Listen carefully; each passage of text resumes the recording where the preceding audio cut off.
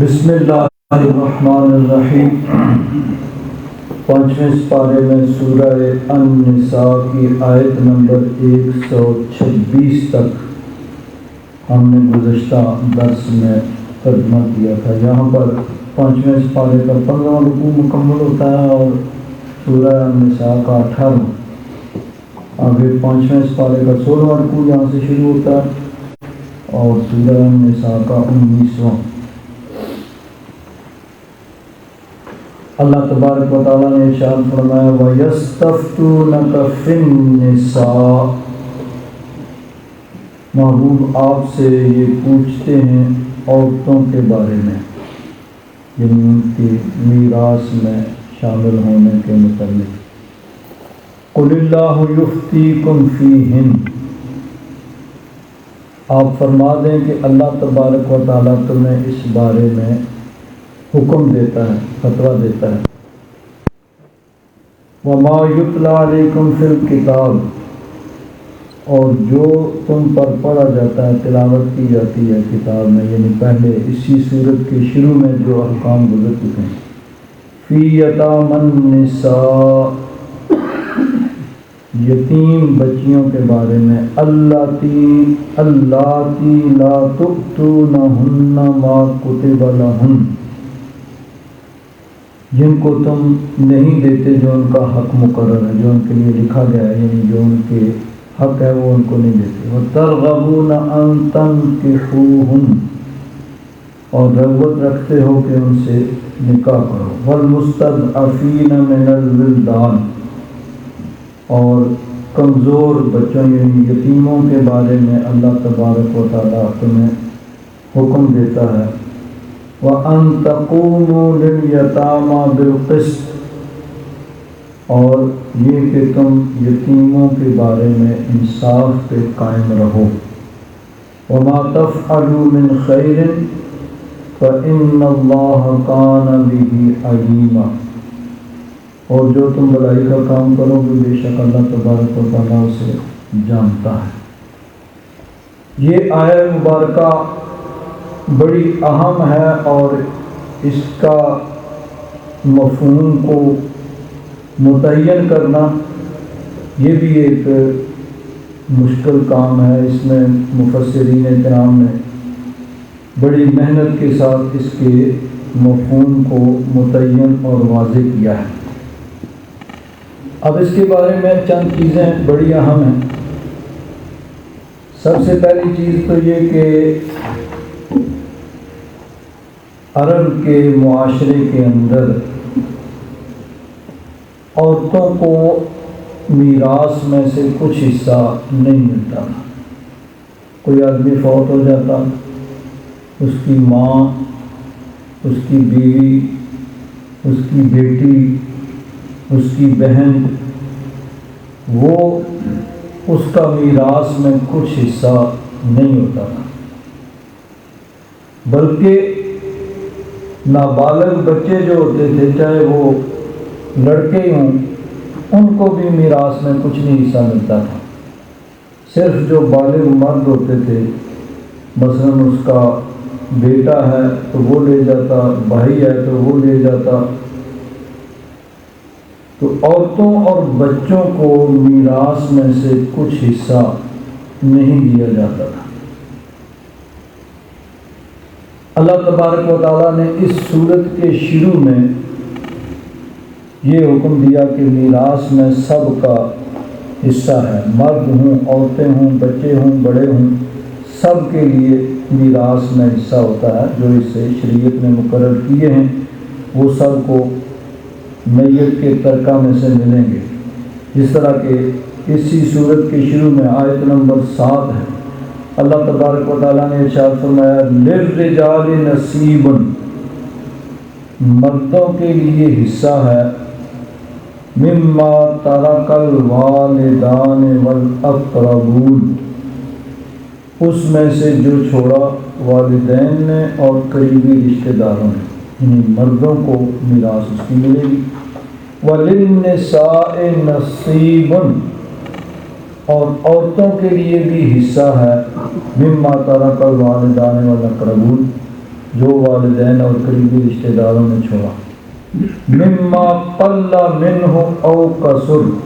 وہ ترکہ تھوڑا ہو یا زیادہ ہو، اس سے غرض نہیں، جو بھی ہے اس کو اللہ تبارک و تعالیٰ اور اس کے رسول کے احکام کے مطابق اس کو تقسیم کیا جائے گا، نصیبا مفروضا، یہ حصہ ہے جو فرض کیا گیا، مقرر کیا گیا۔ اب عرب کے اندر اس سے پہلے چونکہ عورتوں اور بچوں کو میراث میں سے حصہ نہیں دیا جاتا تھا، تو ان کے لیے یہ ایک نئی اور عجیب بات تھی، اور خاص طور پر اس طرح کی باتیں جو ہیں انسانی فطرت ہے کہ انسانی فطرت ان کو جلدی سے قبول نہیں کرتی ہے۔ خاص طور پر یہ کہ جب کسی کا حق ہو تو ایسی بات تو انسان فوراً اس کو ایکسیپٹ کر لیتا ہے، اور جہاں کسی کو کچھ دینا پڑے تو اس کو قبول ذہن جلدی قبول نہیں کرتا۔ اب چونکہ یہاں پہ پہلے جو روٹین چل رہی تھی کہ کوئی آدمی فوت ہو گیا تو جو بھی اس کا قریبی ہے، بیٹا ہے، بھائی ہے، وہ سارا اس کا ترکہ لے جاتا۔ عورتوں کو کچھ نہیں دیتے تھے، نابالغ بچے چاہے اس کے یتیم بچے بچیاں ان کو بھی کچھ نہیں ملتا تھا، بیوہ اور بچوں کو کچھ نہیں ملتا ہے، اور بڑے جو ہیں وہ بھائی ہو یا بیٹا ہو وہ سب لے جاتے۔ جب اللہ تبارک و تعالیٰ نے یہ حکم نازل کیا کہ مردوں کے ساتھ ساتھ عورتیں بچے سب کو وراثت ملے گی، تو یہ چیز ان کے لیے ایک یعنی نئی چیز تھی جس کو ذہن قبول کرتے ہوئے جھجک محسوس کر رہا۔ چنانچہ تفسیر طبری کے حوالے سے علامہ غلام رسول سعیدی صاحب نے لکھا ہے، حضرت سعید بن جبیر اس آیت کی تفسیر میں بیان کرتے ہیں،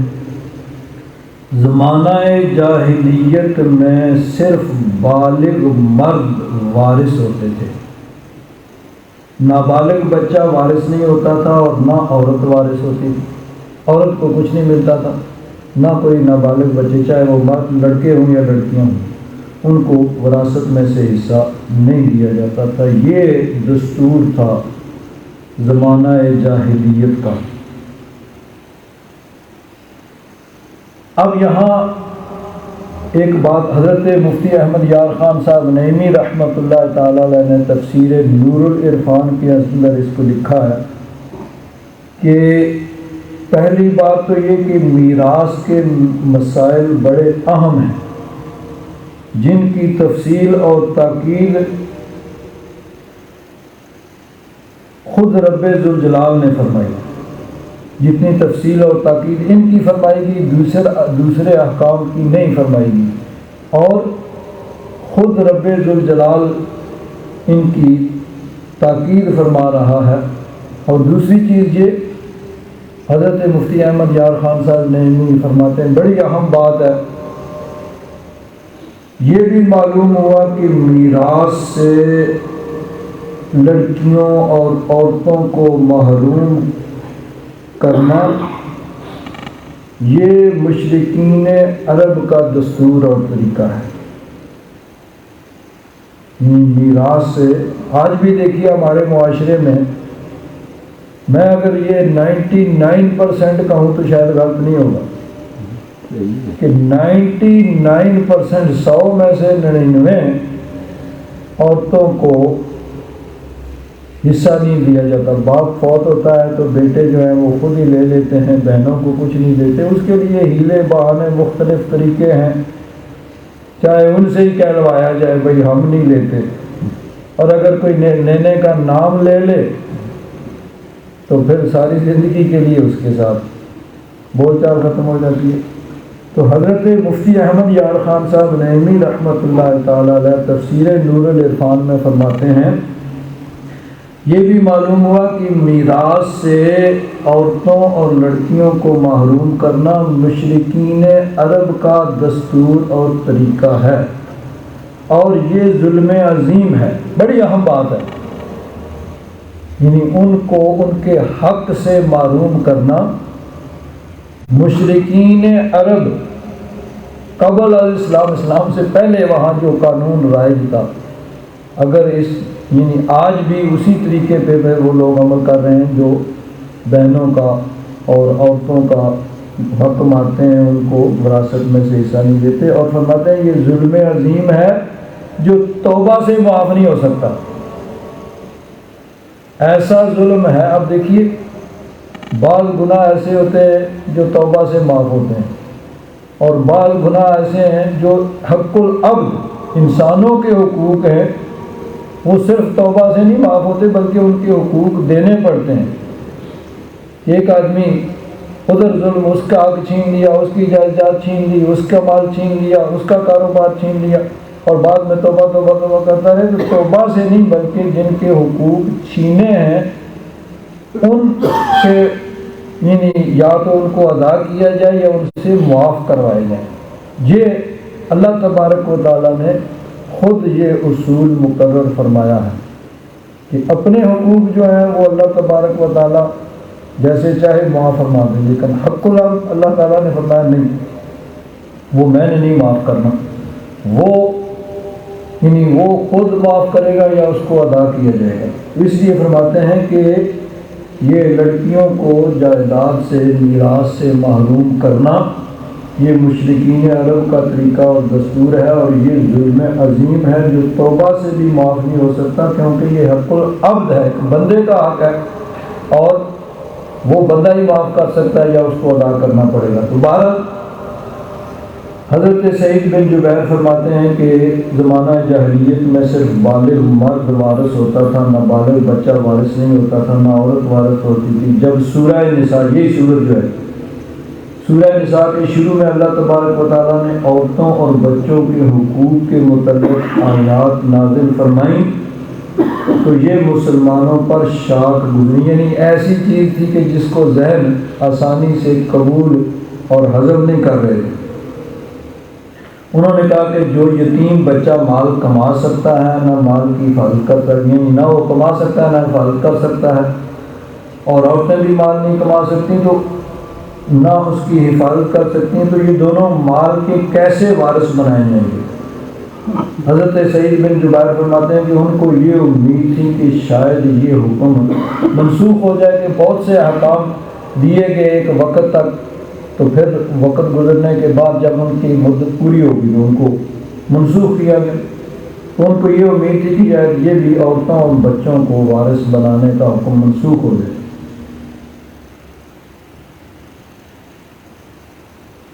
اور ان کے متعلق کوئی اور حکم نازل ہو جائے۔ پھر جب انہوں نے دیکھا کہ اور کوئی نیا حکم نازل نہیں ہوا، اور انہوں نے کہا لگتا ہے یہ حکم واجب ہے اور اس پر عمل کے سوا اور کوئی چارہ کار نہیں، پھر انہوں نے نبی کریم صلی اللہ علیہ وسلم سے اس کے متعلق سوال کیا، تو اللہ تبارک و تعالیٰ نے یہ آیت نازل فرمائی، یعنی عورتوں کو، بچوں کو وراثت میں سے حصہ دینے کے احکام نازل ہوئے، تو نئی چیز ہی لوگ اس کے ذہن کو قبول نہیں کر رہے تھے، مشکل پیش آ رہی تھی، تو ان کو یہ امید تھی کہ شاید یہ حکم منسوخ کیا جائے۔ پھر جب منسوخ نہیں ہوا تو پھر انہوں نے دوبارہ سوال کیا، تو یہ آیت نازل ہوئی کہ آپ سے لوگ عورتوں کے متعلق پوچھتے ہیں، تو انہیں کہیے کہ اللہ تبارک و تعالیٰ تمہیں حکم دیتا ہے، یعنی وہی حکم جو پہلے دے چکا ہے، اب ایک بار پوچھو یا 10 بار پوچھو، حکم وہی ہے کہ ان کا حق ان کو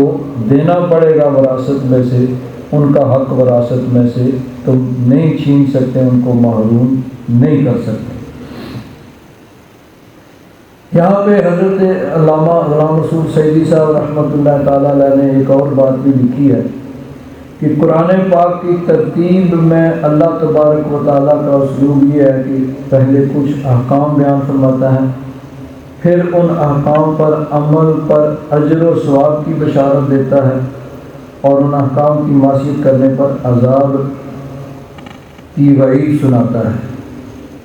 اور اس کے ساتھ ساتھ اپنے علم اور قدرت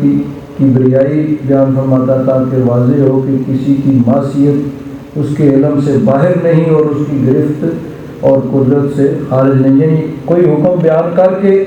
اللہ تبارک و تعالیٰ فرماتا ہے کہ اگر اس پہ عمل کرو گے تو یہ اجر ملے گا، یہ ثواب ملے گا، اور اگر نافرمانی کرو گے تو یہ عذاب اور یہ سزا ملے گی۔ اور ساتھ ساتھ اللہ تبارک و تعالیٰ اپنا علم اور قدرت بھی بیان فرماتا ہے کہ کوئی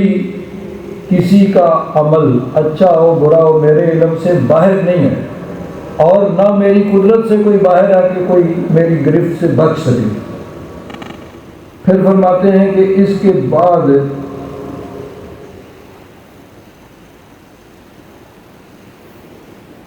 دوبارہ ان احکام کا بیان شروع فرما دیتا ہے، اور اس اسلوب کا فائدہ یہ ہے کہ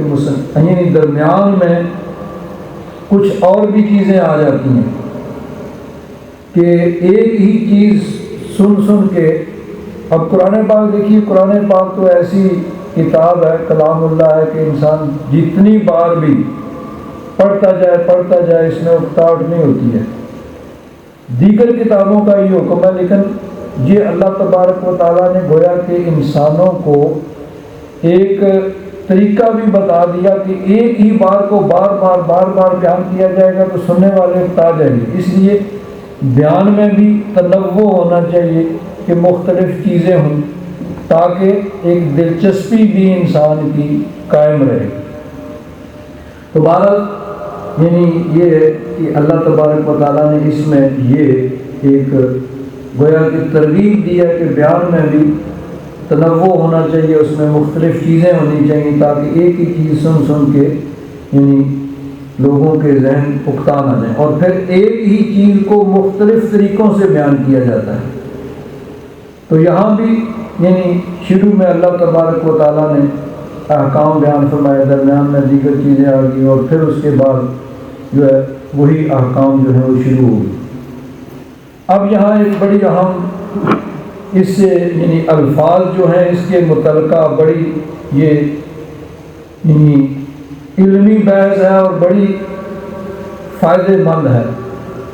یعنی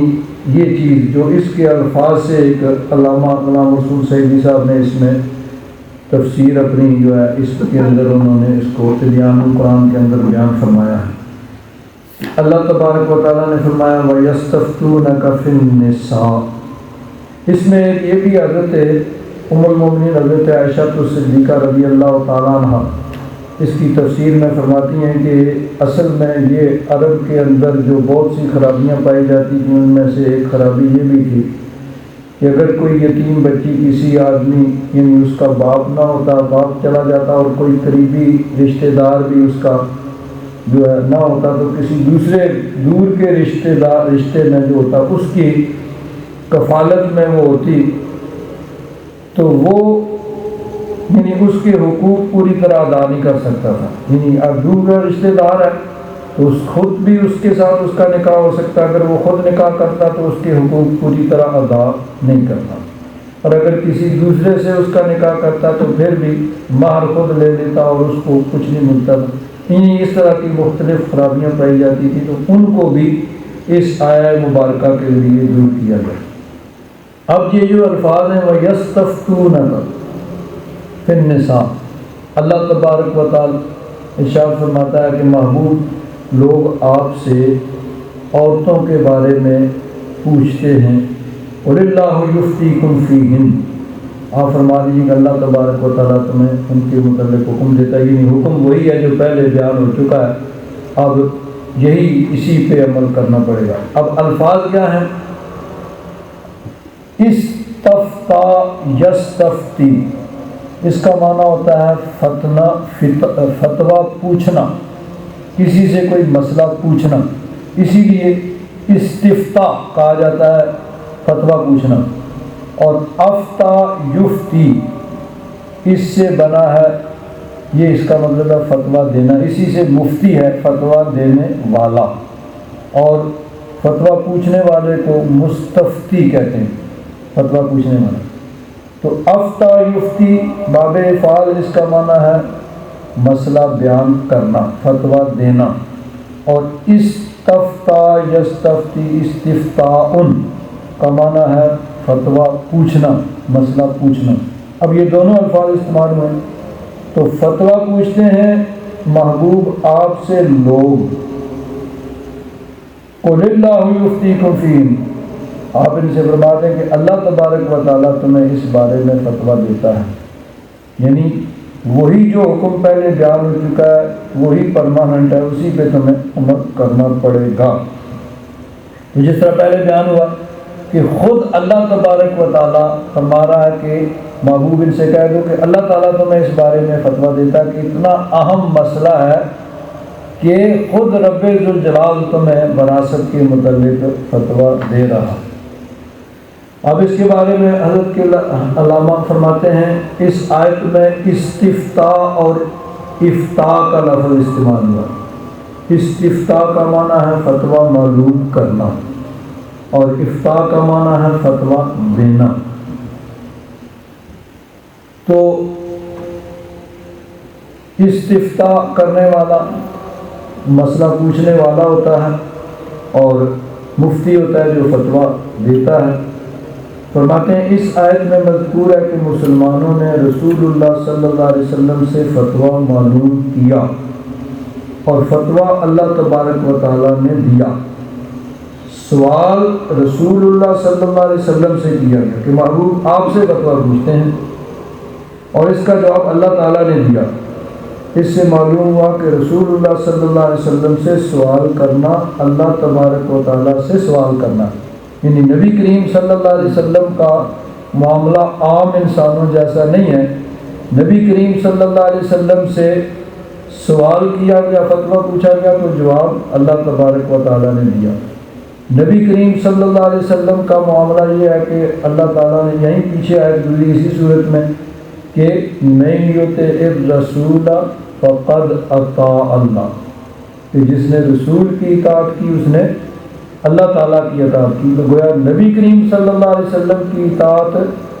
اللہ تعالیٰ کی اطاعت ہے۔ حضور نے کنکریاں پھینکی،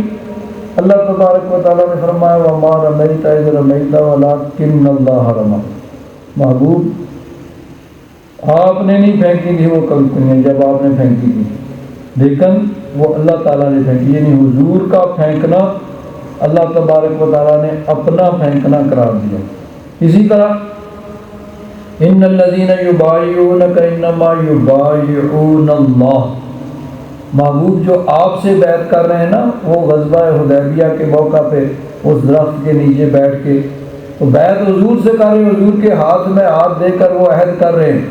لیکن اللہ تبارک و تعالیٰ فرماتا ہے ان الذین یبایعونک، محبوب جو آپ سے بیعت کر رہے ہیں انما یبایعون اللہ، وہ اللہ تعالیٰ سے بیعت کر رہے ہیں، ید اللہ فوق ایدیہم، ان کے ہاتھوں کے اوپر اللہ کا ہاتھ ہے۔ تو محبوب کے ہاتھ کو اللہ تبارک و تعالیٰ اپنا ہاتھ قرار دیتا ہے، محبوب کے پھینکنے کو اللہ تعالیٰ اپنا پھینکنا قرار دیتا ہے، محبوب کی اطاعت کو اللہ تبارک و تعالیٰ اپنی اطاعت قرار دیتا ہے۔ محبوب سے سوال کیا جائے تو جواب رب ذوالجلال دیتا ہے۔ اسی طرح ایک جگہ فرمایا ذرنی والمکذبین، لوگ نبی کریم صلی اللہ علیہ وسلم کو جھٹلاتے تھے تو اللہ تبارک و تعالیٰ نے فرمایا محبوب میں یہ مجھ پہ چھوڑ دو، میں ان سے نبٹ لوں گا جو آپ کو جھٹلا رہے ہیں۔ تو فرماتے ہیں کہ اس سے معلوم ہوا کہ رسول اللہ صلی اللہ علیہ وسلم سے سوال کرنا اللہ تبارک و تعالیٰ سے سوال کرنا ہے، رسول اللہ صلی اللہ علیہ وسلم کے ساتھ معاملہ کرنا اللہ تبارک و تعالیٰ کے ساتھ معاملہ کرنا ہے، اور آپ اللہ تبارک و تعالیٰ کے نائب مطلق ہیں۔ اس آیت میں اللہ تبارک و تعالیٰ نے فتویٰ دیا ہے، لیکن اللہ تبارک و تعالیٰ کو ہم مفتی نہیں کہہ سکتے۔ اللہ تعالیٰ نے فرمایا قل اللہ یفتیکم فیہن، اللہ تعالیٰ تمہیں اس بارے میں فتویٰ دیتا ہے، لیکن اللہ تبارک و تعالیٰ کو مفتی نہیں کہیں گے، کیونکہ اللہ تبارک و تعالیٰ کے افعال کے اطلاق سے، یعنی یہ اللہ تبارک و تعالیٰ کے جو نام قرآن و حدیث میں بیان ہوئے ہیں وہی اللہ تبارک و تعالیٰ کے لیے استعمال کیے جائیں گے، یعنی کسی صفت کی وجہ سے اپنے پاس سے کوئی نام بنا کے اس کے لیے نہیں استعمال کریں گے۔ اب دیکھیے مثلا بعض لوگ ترجمہ کرتے ہیں لا الہ الا اللہ، کوئی نہیں ہے داتا مگر اللہ، کوئی نہیں ہے خواجہ مگر اللہ، کوئی نہیں ہے غوث مگر اللہ۔ اب داتا کا لفظ اللہ تعالیٰ کے لیے استعمال نہیں ہوا ہے قرآن و حدیث میں، خواجہ کا لفظ اللہ تعالیٰ کے لیے استعمال نہیں ہوا ہے، یہاں وہ سارے اپنے اصول بھول جاتے ہیں، حالانکہ یہ معنی درست نہیں ہے۔ دینے والی اللہ تبارک و تعالیٰ کی ذات ہے، داتا اب ہماری زبان میں دینے والے کو کہتے ہیں، لیکن اللہ تبارک و تعالیٰ کے لیے یہ لفظ استعمال نہیں کر سکتے کہ قرآن و حدیث میں یہ لفظ اللہ تعالیٰ کے لیے استعمال نہیں ہوا ہے۔ ہاں حضرت داتا گنج بخش وہ رب کی عطا سے دینے والے ہیں، اللہ تعالیٰ نے ان کو یعنی یہ شان عطا فرمائی ہے، تو وہ اللہ کی عطا سے دینے والے ہیں، لیکن اللہ تعالیٰ کے لیے لفظ داتا استعمال نہیں کر سکتے کہ یہ قرآن و حدیث میں استعمال نہیں ہوا ہے۔ معنی کے اعتبار سے درست ہے، لیکن ہم اپنے پاس سے کوئی لفظ اللہ تبارک و تعالیٰ کے لیے اس لیے استعمال نہیں کر سکتے کہ یہ صفت درست ہے کہ اللہ سب سے بڑا داتا تو اللہ تعالیٰ ہی ہے نا، اللہ تعالیٰ نے ہی سب کو دیا، اللہ تعالیٰ کی عطا سے ہی سب آگے دے رہے، تو اللہ تبارک و تعالیٰ کے لیے وہی الفاظ استعمال کیے جائیں گے جو قرآن و حدیث میں استعمال ہوئے۔ اب آگے یہ فتویٰ کی ذرا بات کی ہے، یہ بھی بڑی دلچسپ بھی ہے اور بڑی سبق کا موضوع بھی ہے، بڑی اہم اور سبق کا موضوع ہے۔ کہتے ہیں کہ فتویٰ میں جب کسی سوال کا جواب ذکر کیا جاتا ہے تو اس جواب میں قرآن مجید کی آیت مل جائے تو پہلے اس کو ذکر کیا جائے۔ اب یہ اصول فتویٰ کیا ہے کہ سب سے پہلے جب کوئی سوال کرے دینی شرعی تو جواب میں جو اصول افتاء ہے، فتویٰ دینے کا اصول یہ ہے کہ سب سے پہلے قرآن پاک سے اس کا جواب ڈھونڈا جائے گا، کہ قرآن پاک میں قرآن پاک کی کسی آیت کے ذریعے اس سے پوچھے گئے مسئلے کا جواب دیا جائے۔ اگر صراح جائلی مدد یہ کہتے نا علی گڑھ کی مدد مانگنے اللہ کو یا اللہ مدد ہے کی مدد ہے، بڑا اہم مسئلہ۔ اب دیکھیں مدد اللہ تبارک و تعالیٰ کرتا ہے، اس میں کوئی شک شبہ نہیں ہے، اللہ تبارک و تعالیٰ اس سب کی مدد کرنے والا ہے۔ تو حضرت علی اگر مدد کریں گے تو وہ اللہ تعالیٰ کی دی ہوئی طاقت سے مدد دے، اللہ تعالیٰ نے جو طاقت ان کو دی ہے اس سے وہ مدد کریں گے۔ اللہ تبارک و تعالیٰ چاہے گا تو وہ مدد کریں گے، اللہ تبارک و تعالیٰ کی مشیت ہوگی تو وہ مدد کر سکیں گے، نہیں مشیت ہوگی تو نہیں مدد ہوگی۔ تو وہ کوئی بھی حضرت غوث اعظم مدد کریں گے، داتا گنج بخش مدد کریں گے تو اللہ تبارک و تعالیٰ کی دی ہوئی مدد سے، دی ہوئی طاقت سے مدد، اصل مدد کرنے والی اللہ تبارک و تعالیٰ کی ذات ہے اور باقی سب اس کے ذریعے ہیں۔ اب لیکن بعض لوگ کہتے ہیں کہ نہیں جی شرک ہے۔ اب میں عرض کرتا ہوں شرک کیوں ہے جی؟ ہم نماز میں پڑھتے ہیں ایاک نعبد و ایاک نستعین، یا اللہ ہم تیری ہی عبادت کرتے ہیں اور تجھ ہی سے مدد مانگتے ہیں۔ اب اگر کسی اور سے مدد مانگیں، وہ کہتے ہیں نماز میں تو کہتے ہو کہ ایاک نعبد و ایاک نستعین، یا اللہ تجھ ہی سے مدد مانگتے ہیں، اور نماز کے بعد کہتے ہو یا علی مدد، تو تم مشرک ہو جاتے ہو۔ نماز میں کہتے ہو یا اللہ تجھی سے مدد مانگتے ہیں اور بعد میں حضرت علی سے مدد مانگتے ہیں۔ لیکن یہ کہنے والے اگر ان کو کوئی مصیبت پیش آ جائے تو پولیس کو بیل کرتے ہیں، پولیس اللہ تو نہیں ہے نا، کوئی مقدمہ بن جائے تو وکیل کی مدد لیتے ہیں، وکیل اللہ تو نہیں ہے نا، تو پھر یہ شرک ہوگا کہ نہیں؟ تو جو ہم پہ فتویٰ لگائے گی کہ حضرت علی سے مدد مانگی ہے یا غوث پاک سے مدد مانگی ہے تو مشرک ہو گئے، تو پولیس سے مدد مانگی ہے یا وکیل سے مدد مانگی ہے یا وکیل پولیس کو دور کی بات ہے، میں کہتا ہوں یہ کتاب پکڑاؤ، مدد مانگی نا، یہ بھی شرک ہو جائے گا۔ گھر میں جائیں گے، آپ کہیں گے بیٹا پانی پلاؤ، مدد مانگی کسی سے اللہ کو چھوڑ کر، وہ اللہ تو نہیں ہے، بیٹے سے مدد مانگی ہے تب شرک، بیوی سے مدد مانگے تب شرک، تو پھر شرک سے کون بچے گا؟ اب پھر وہ یہ کہیں گے کہ دیکھیں ایک ہوتا ہے ما فوق الاسباب اور ایک ہوتا ہے ما تحت الاسباب، کہ بغیر سبب کے ہم مدد نہیں مانگ سکتے۔ حضرت علی سے جو مدد مانگتے ہیں بغیر کسی کنیکشن کے، بغیر کو درمیان میں کوئی نہیں ہے،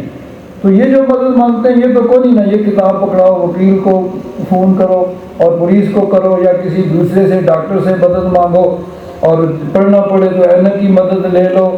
تو یہ تو اسباب کے تحت ہے نا، تو یہ جائز ہے۔ تو پھر ہم پوچھتے ہیں بھائی ایاک نعبد و ایاک نستعین، وہاں کو یہ تفریق ہے، ڈویژن ہے کہ تحت الاسباب مدد مانگ سکتے ہیں اور بغیر اسباب کے نہیں مدد مانگ سکتے، وہاں تو مطلقاً ہے کہ یا اللہ تجھی سے مدد مانگتے ہیں، اب چاہے اسباب کے تحت مانگیں چاہے اسباب کے بغیر مانگیں، اللہ تو نہیں ہے، نہ بیگم اللہ ہے، نہ بیٹا اللہ ہے، نہ پولیس اللہ ہے، نہ وکیل اللہ ہے، نہ اینک اللہ ہے، نہ کوئی دوسرے، جہاں سے بھی مدد مانگیں گے وہ اللہ تو نہیں ہے۔ تو تحت الاسباب فوق الاسباب، اچھا جی قرآن پاک میں کہاں لکھا ہے کہ اسباب کے بغیر نہیں مدد مانگ سکتے اور اسباب کے ساتھ مانگ سکتے ہیں؟ کس حدیث میں لکھا ہے کہ اسباب کے تحت تو مانگ سکتے ہیں اور بغیر اسباب کے نہیں مانگ سکتے؟ بخاری شریف، مسلم، ترمذی، ابو داؤد، نسائی، ابن ماجہ، ساری حدیثیں، کسی میں ہے یہ تفریق؟ نہیں، یہ تفریق یہ حدیث میں تو نہیں ہے۔ تو اپنی بنائی ہوئی تفریق جو خود کرتے ہیں وہ تو جائز اور درست ہے، اور جو ہم کریں وہ ناجائز شرک۔ تو بات یہی ہے کہ اگر تو ہے شرک تو پھر ما تحت الاسباب یا ما فوق الاسباب کوئی نہیں، کسی سے بھی مدد مانگی شرک۔ اور اگر یہ ہے کہ اصل مدد کرنے والی اللہ تبارک و تعالیٰ کی ذات ہے، تو پولیس بھی تو تبھی مدد کرے گی نا جب اللہ تعالیٰ کو منظور ہوگا، تو اللہ تعالیٰ کو منظور نہیں ہوگا تو وہ بھی مدد نہیں کر سکے گی، وکیل بھی تبھی، ڈاکٹر بھی تبھی مدد کر سکیں گے نا جب اللہ تعالیٰ کو منظور ہوگا۔ اللہ تعالیٰ کو نہیں منظور ہوگا تو پورا بورڈ ڈاکٹروں کا کھڑا رہ جائے گا اور آدمی فوت ہو جائے گا، نہیں مدد کر سکیں گے۔ تو بات یہی ہے کہ اصل مدد کرنے والی اللہ تبارک و تعالیٰ کی ذات ہے، باقی جو بھی مدد کرتا ہے وہ اللہ تعالیٰ کی عطا سے مدد کرتا ہے، اور اللہ تبارک و تعالیٰ نے جس کو جو طاقت دی ہے، چاہے وہ بغیر اسباب کے مدد کرے چاہے اسباب کے تحت مدد کرے، وہ سب غیر اللہ ہی ہیں، اللہ کوئی بھی نہیں ہے، اللہ تعالیٰ وحدہ لا شریک ہی ہے، اس کے علاوہ جس سے بھی مدد مانگیں گے وہ سب غیر اللہ ہیں اور سب اسی کے تحت آئیں گے۔ ہم کہتے ہیں بھائی اللہ تبارک و تعالیٰ حقیقی مددگار ہے، اور باقی جو بھی مدد کرتا ہے چاہے اسباب کے تحت کرے چاہے بغیر اسباب کے کرے، وہ اللہ تعالیٰ کی عطا سے مدد کرتا ہے۔ تو اس طریقے سے اگر کسی سے مدد مانگیں گے تو پھر شرک نہیں ہوگا۔ شرک تب ہوگا جب کسی کو یعنی مستقل اللہ کی عطا کے بغیر مدد کرنے والا مانگیں گے تو شرک ہوگا۔ جب یہ کہیں گے کہ ڈاکٹر اللہ کی عطا کے بغیر مدد کر سکتا ہے تو یہ بھی شرک ہوگا، پولیس اللہ کی عطا کے بغیر مدد کر سکتی ہے تو وہ بھی مشرک ہوگا۔ اللہ تبارک و تعالیٰ دینے والا ہے، اللہ تعالیٰ کی عطا سے جو بھی مدد دے گا وہ مدد جائز اور درست ہوگی، اور جب اللہ کی عطا کے بغیر کہیں تو پھر شرک ہوگا۔ اب ڈفرینس آف اوپینین آ جائے گا، جو وہ کرتے ہیں وہ کہتے ہیں جائز ہے، جو ہم کرتے ہیں کہتے ہیں ناجائز ہے۔ فیصلے پھر قیامت کے دن ہوں گے۔ پھر دنیا میں تو یہی ہے کہ جو اونچا بولتا ہے، جو زیادہ بولتا ہے وہی سچا شمار ہوتا ہے، تو فیصلے جو آگے چل کے ہوں گے۔ تو اس لیے یہ یعنی اللہ تعالیٰ کی مدد کا مظہر سمجھ کے کہ اللہ تعالیٰ کی دی ہوئی طاقت سے وہ مدد کرتے ہیں، اگر اس مدد یعنی اس نیت سے کوئی مدد مانگتا ہے تو یہ جائز اور درست ہے، یہ ناجائز اور شرک نہیں ہے۔ بہرحال اب یہ جو یعنی استفتاء اور افتاء کی بات چلی ہے، تو فتویٰ دینے کے لیے سب سے پہلے قرآن پاک کی آیت، اگر قرآن پاک میں صراحتاً وہ مسئلہ مذکور نہیں ہے تو پھر حدیث شریف، اگر حدیث پاک میں بھی وہ صراحتاً مسئلہ نہ ملے تو پھر اس کے بعد صحابہ کرام نے اگر اس بارے میں کوئی فیصلہ کیا ہے تو اس کو دیکھا جاتا ہے. پھر اس کے بعد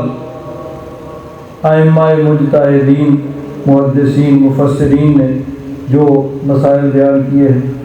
تو اس کے ذریعے یہ طریقہ ہے فتویٰ دینے کا کہ سب سے پہلے قرآن پاک سے یعنی اس مسئلے کو ڈھونڈا جاتا ہے، پھر حدیث پاک سے، پھر اس کے بعد صحابہ کرام اور بعد میں ائمہ مجتہدین. اب دیکھیے ہمارے ہاں جب کوئی فتویٰ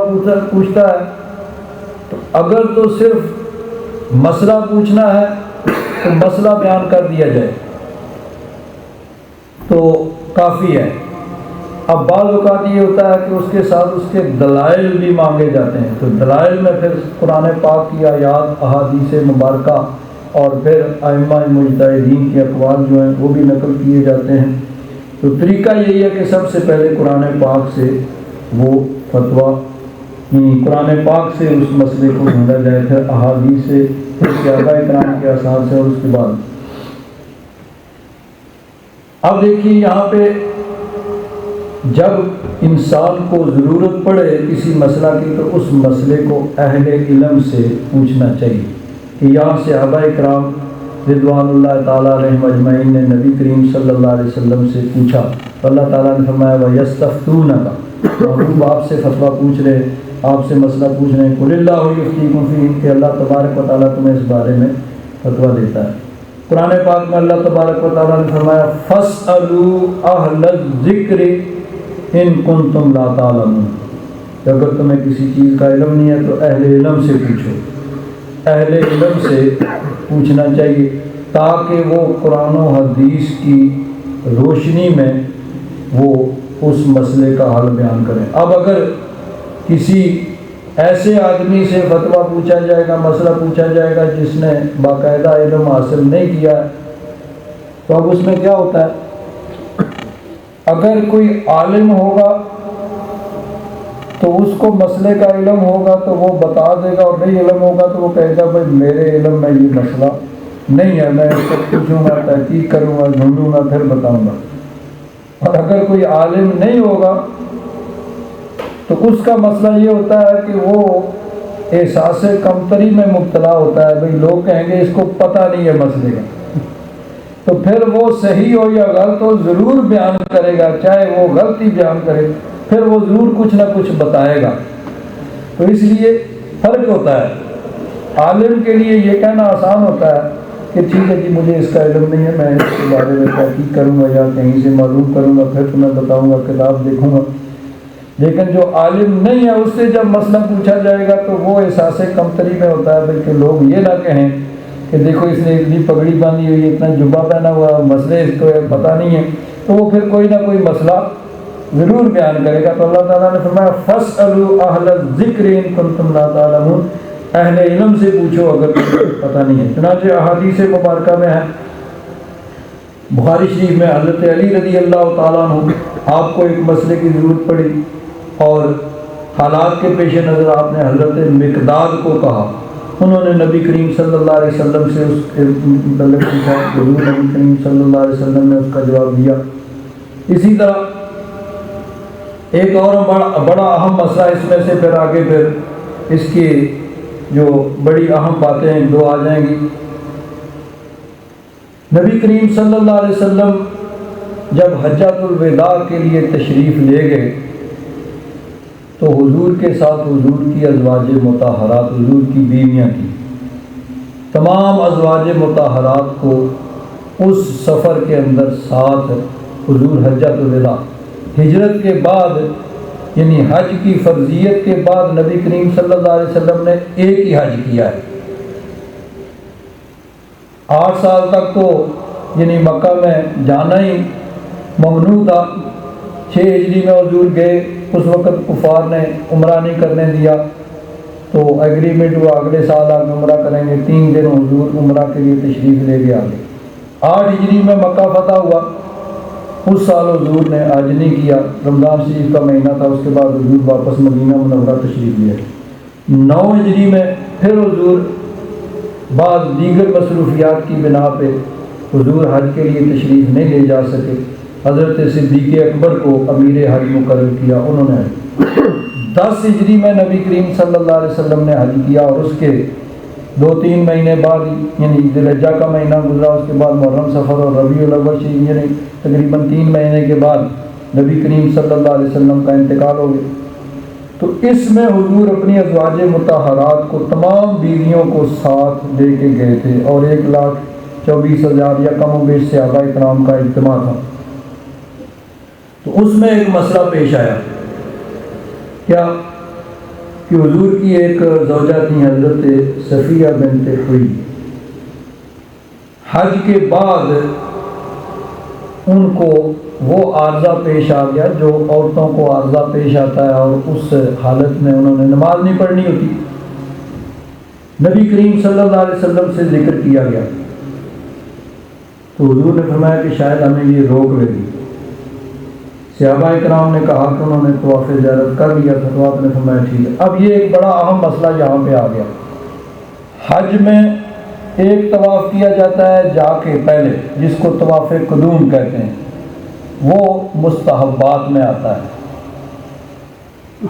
وقوف عرفہ کے بعد طواف کیا جاتا ہے جس کو طواف زیارت کہا جاتا ہے، جو رکن ہے حج کا، کہ اس کے بغیر حج مکمل ہی نہیں ہے۔ اور اس کے بعد جب رخصت ہوں آخری،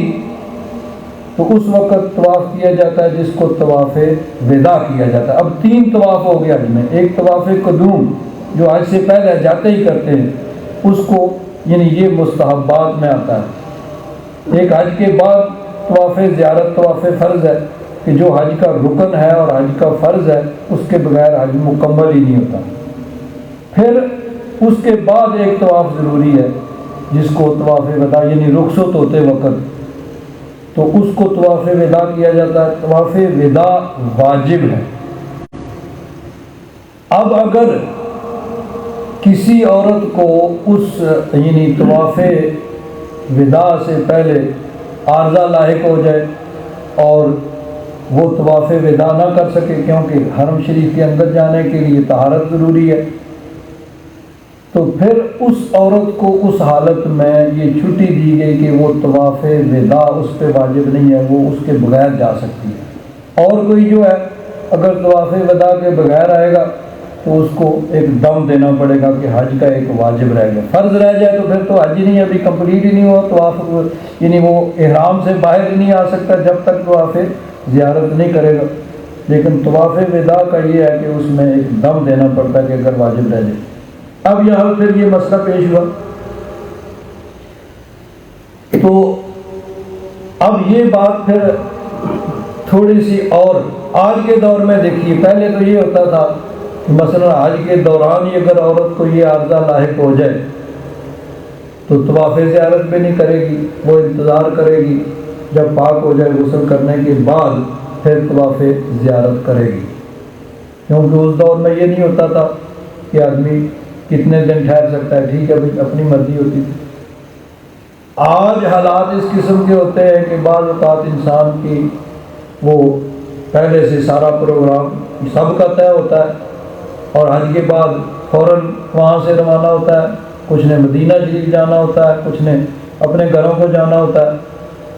تو اب اگر کسی عورت کو ایسا عارضہ لاحق ہو جائے کہ حج کے دوران ہی یعنی عارضہ لاحق ہو جائے اور وہ طواف نہ کر سکے، طواف زیارت، جب تک طواف زیارت نہ کرے حج مکمل نہیں ہے، احرام نہیں کھل سکتا، تو پھر وہ کیا کرے؟ اس کا حل ہمارے جو بعض علماء نے یہ بیان کیا ہے کہ وہ اسی حالت میں پھر طواف کرے گی، کیونکہ اب مجبوری ہے۔ جس طرح مثلا ایک پورا گروپ گیا ہے تو ان میں سے کسی آدمی کو اپنے طور پر وہاں رکنے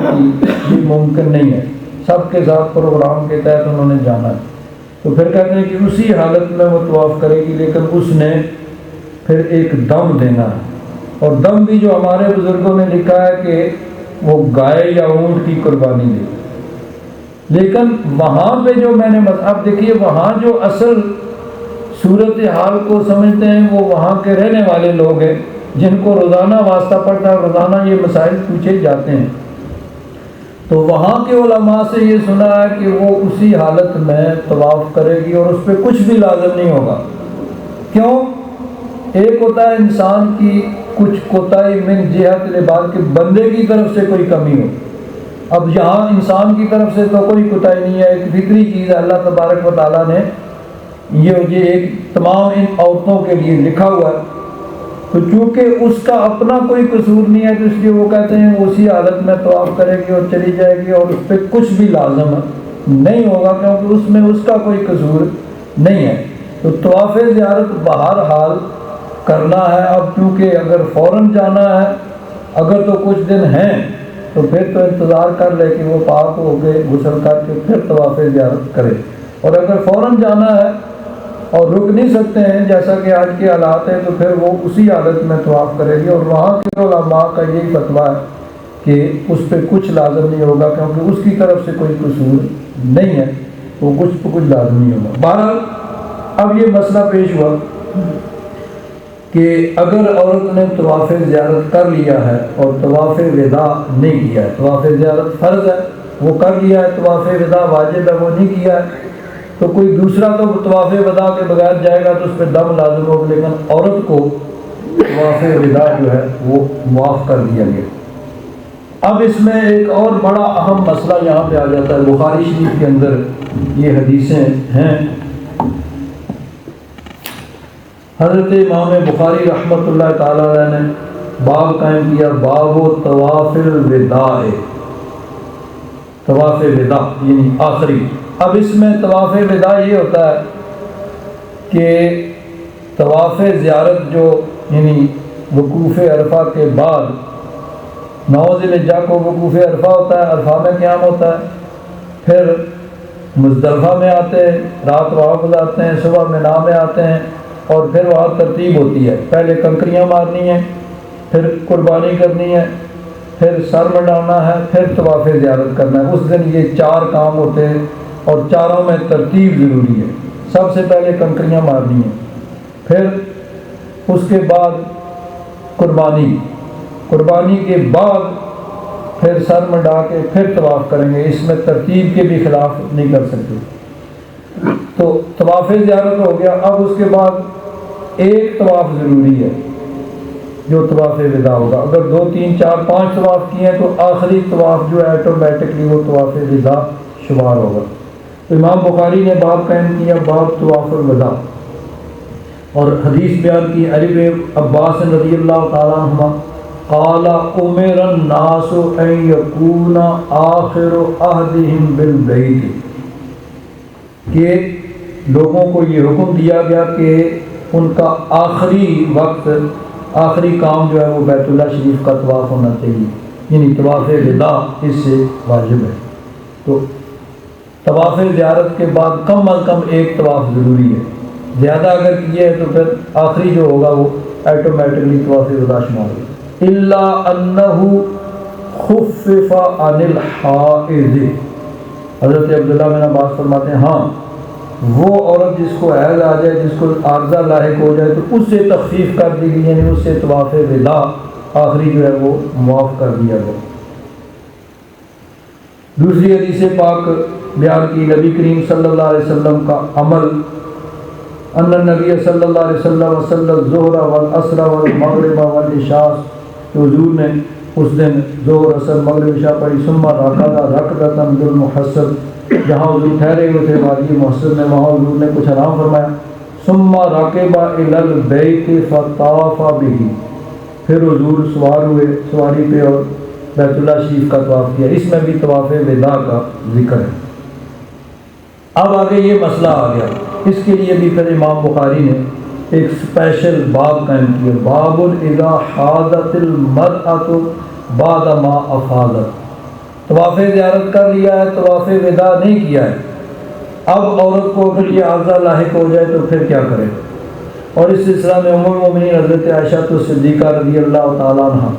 ان کی وہی حدیث بیان کی گئی کہ نبی کریم صلی اللہ علیہ وسلم کی بارگاہ میں جب عرض کیا گیا تو حضور ان کو یہ عارضہ لاحق ہو گیا، تو حضور نے فرمایا کہ یہ ہمیں روک لے گی، ہمیں اس کے لیے ٹھہرنا پڑے گا. لوگوں نے کہا انہوں نے طواف زیارت تو کر لیا جو فرض ہے.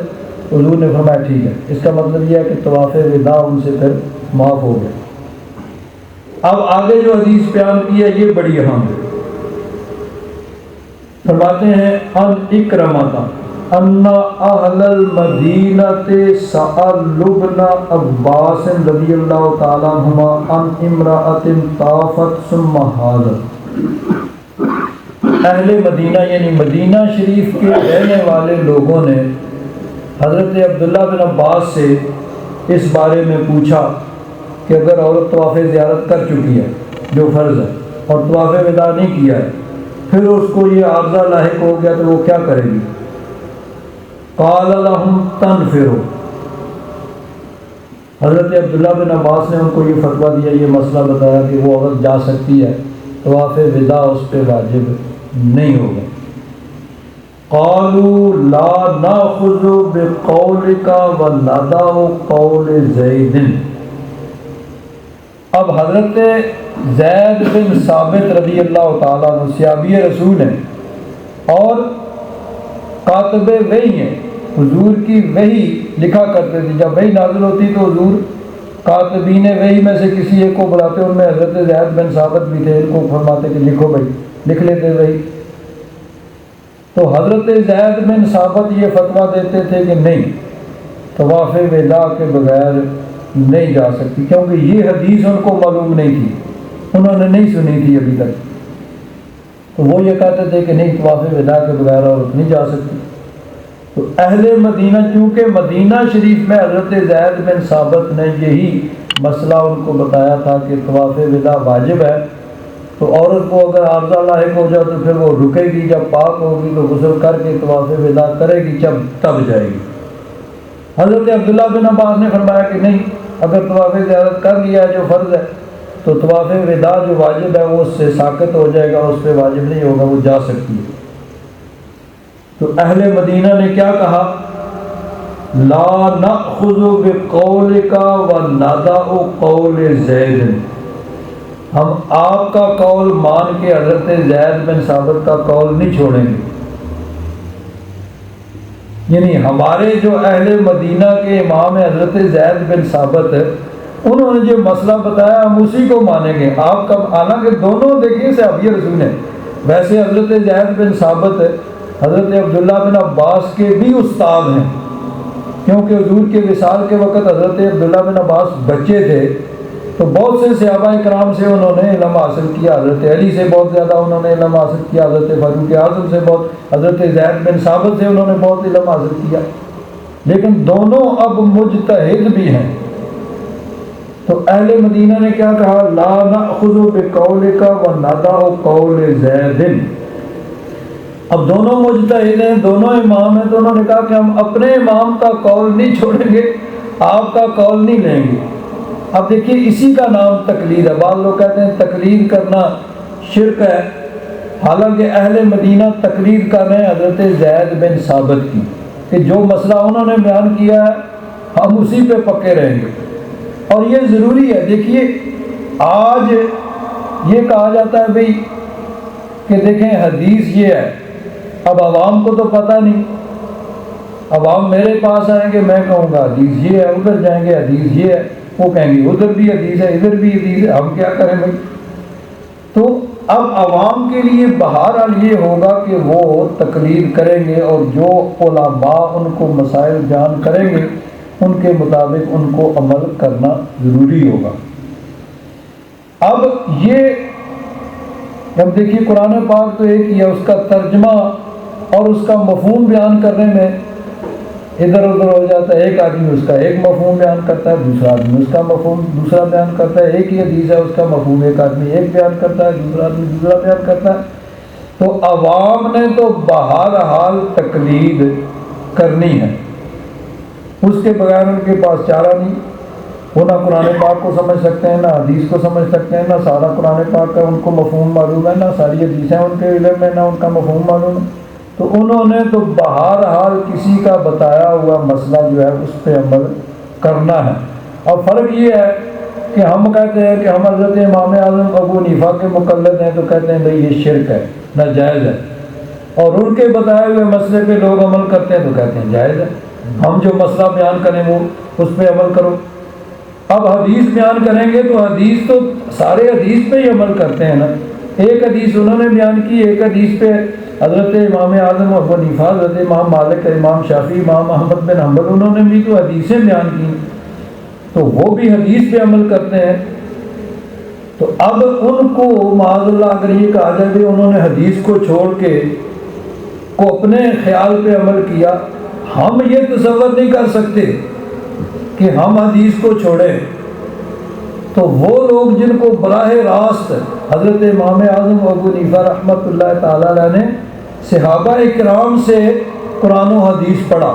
اور کبار تابعین سے پڑھا، ان کے بارے میں ہم کیسے کہہ سکتے ہیں بھئی وہ حدیث کی مخالفت کرتے تھے؟ جب ہم حدیث کی مخالفت کرنے کا نہیں سوچ سکتے تو وہ کیسے،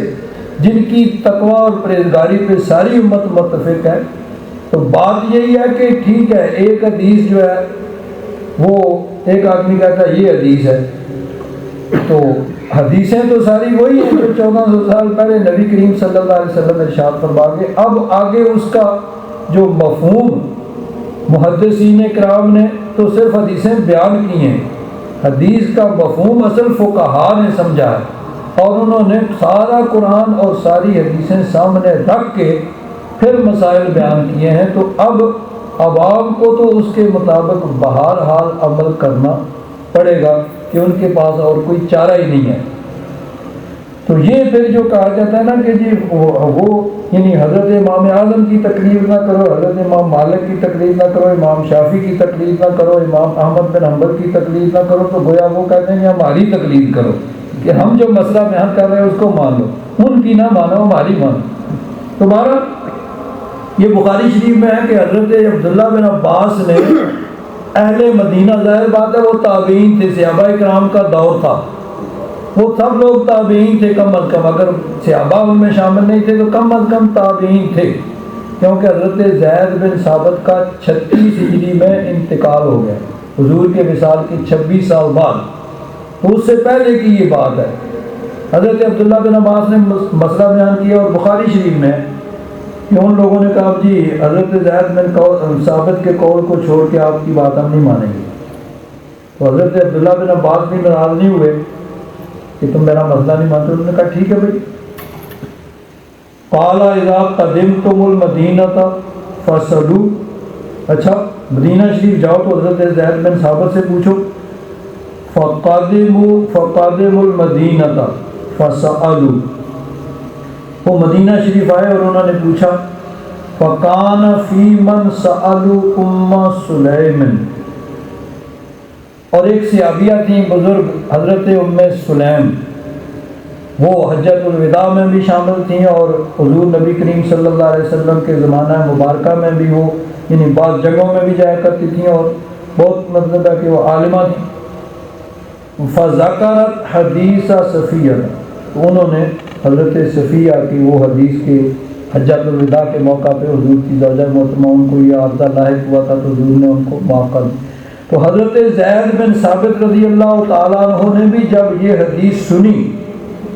تو انہوں نے بھی اپنے قول سے رجوع کر لیا کہ پہلے جو مسئلہ بیان کرتے تھے وہ یعنی ان کو یہ حدیث چونکہ معلوم نہیں تھی، یہ معلوم تھا کہ حج کے اندر طواف وداع واجب ہے، تو اسی کے مطابق وہ کہتے تھے بھائی ٹھیک ہے اگر عارضہ لاحق ہو جائے تو رکیں، پاک ہو گئے تو آپ یعنی وہ غسل کرے اور پھر طواف کرے اور چلیے۔ لیکن جب ان کو یہ حدیث معلوم ہوئی کہ نبی کریم صلی اللہ علیہ وسلم نے اجازت دی ہے تو پھر انہوں نے اپنے قول سے رجوع کر لیا۔ تو اب یہی تمام یعنی ائمہ مجتہدین کا یہی اصول ہے۔ حضرت امام اعظم ابو حنیفہ رحمۃ اللہ تعالی علیہ آپ کا بھی یہی اصول ہے، آپ نے فرمایا کہ اذا صح الحدیث فہو مذہبی، کہ جب کوئی حدیث صحیح ثابت ہو جائے تو وہی میرا مذہب ہے، پھر میرے قول کو چھوڑ دو۔ لیکن دیکھنا یہ ہے کہ ایک حدیث جس سے حضرت امام اعظم ابو حنیفہ رحمۃ اللہ تعالیٰ علیہ نے استدلال کیا ہے اور انہوں نے مسئلہ بیان کیا ہے، ایک حدیث ہے کسی دوسرے فقیہ نے اس حدیث سے استدلال کیا ہے، تو دونوں کا قول وہ حدیث پہ مبنی ہے، اپنی رائے پہ کسی کا بھی قول مبنی نہیں ہے۔ اور حضرت امام اعظم ابو حنیفہ رحمۃ اللہ تعالیٰ علیہ کو یہ شرف حاصل ہے کہ کہ وہ تمام یعنی چار جو ائمہ مجتہدین ہیں، حضرت امام اعظم ابو حنیفہ، حضرت امام مالک، حضرت امام شافعی، حضرت امام احمد بن حنبل، چاروں میں سب سے پہلے ہوئے ہیں، اور صحابہ کرام کی انہوں نے زیارت کی ہے، اور صحابہ کرام سے بھی انہوں نے حدیثیں سنی ہیں، اور پھر جو بڑے بڑے یعنی تابعین کرام تھے ان سے انہوں نے علم حاصل کیا ہے۔ امام مالک نے یعنی صحابہ کرام کی زیارت نہیں کی اور ان سے حدیثیں روایت نہیں کی ہیں۔ امام شافعی تو اور بعد میں ہوئے ہیں، وہ تو حضرت امام اعظم ابو حنیفہ کے شاگردوں کے شاگرد ہیں، اور حضرت امام احمد بن حنبل اور بعد میں ہوئے ہیں، لیکن ان سب نے جو بھی مسائل بیان کیے ہیں قرآن و حدیث کی روشنی میں بیان کیے ہیں۔ کہیں پہ بھی یہ تصور بھی نہیں کیا جا سکتا کہ معاذ اللہ ثم معاذ اللہ وہ قرآن و حدیث کو چھوڑ کر اپنی رائے کو وہ دخل دیں گے۔ ہاں جہاں پہ قرآن پاک، احادیث مبارکہ اور صحابہ کرام، یعنی اگر صحابہ کرام کا بھی کوئی قول مل جاتا تھا تو پھر بھی وہ اپنی قیاس اور رائے کو چھوڑ دیتے تھے اور صحابہ کرام کے قول پر عمل کرتے تھے۔ ہاں بعض مسائل میں صحابہ کرام کے درمیان بھی اختلاف ہوا ہے، یعنی اگر کوئی مسئلہ صراحتاً قرآن و حدیث میں مذکور نہیں ہے، اگر تو قرآن و حدیث میں مذکور ہے، حدیث پاک میں جس طرح اسی مسئلے کا ہے کہ بہت سے صحابہ کرام جن کو اس حدیث کا علم نہیں تھا وہ یہی فتویٰ دیتے تھے کہ عورت نہیں جا سکتی، ان میں حضرت فاروق اعظم بھی تھے اور حضرت زید بن ثابت بھی تھے، لیکن حضرت زید بن ثابت کو جب یہ حدیث معلوم ہوئی تو انہوں نے اپنے موقف سے رجوع کر لیا، بھائی ٹھیک ہے پہلے مجھے اس حدیث کا علم نہیں تھا تو میں یہ کہتا تھا کہ طواف وداع واجب ہے، اس کے بغیر نہیں جا سکتی، اب چونکہ حدیث مجھے معلوم ہو گئی ہے تو ٹھیک ہے میرا فتویٰ پہلے والا ختم، اور یہی فتویٰ ہے کہ ٹھیک ہے اگر ایسی حالت پیدا ہو جائے تو عورت طواف وداع کے بغیر جا سکتی ہے۔ تو ائمہ مجتہدین کا بھی یہی اصول رہا ہے کہ وہ قرآن و حدیث کے مطابق مسائل کو بیان کرتے تھے۔ اب چونکہ اس دور میں تمام احادیث واضح ہو گئی تھیں اور ان نے ساری عمر احادیث مبارکہ کا علم حاصل کر کے انہوں نے تمام احادیث ان کے پیش نظر ہوتی تھیں، تو ایک ہے صرف کسی حدیث کو پڑھ لینا اور ایک ہے اس کو سمجھنا۔ اس کو یوں کہہ لیں گے کہ ایک ہے حدیث دانی اور ایک ہے حدیث فہمی، یعنی حدیث کو پڑھ لینا اور حدیث کو پڑھ کے سمجھنا۔ تو محدثین کرام نے حدیثیں یاد کی ہیں، امام بخاری نے، امام مسلم نے، ترمذی، ابو داؤد، نسائی، ابن ماجہ نے، یہ ہیں محدثین، اور فقہا نے ان حدیث کو سمجھا ہے، ان کی تہ تک پہنچے ہیں اور وہ جانتے تھے کہ اللہ تبارک و تعالیٰ کی مراد قرآن پاک کی آیات سے کیا ہے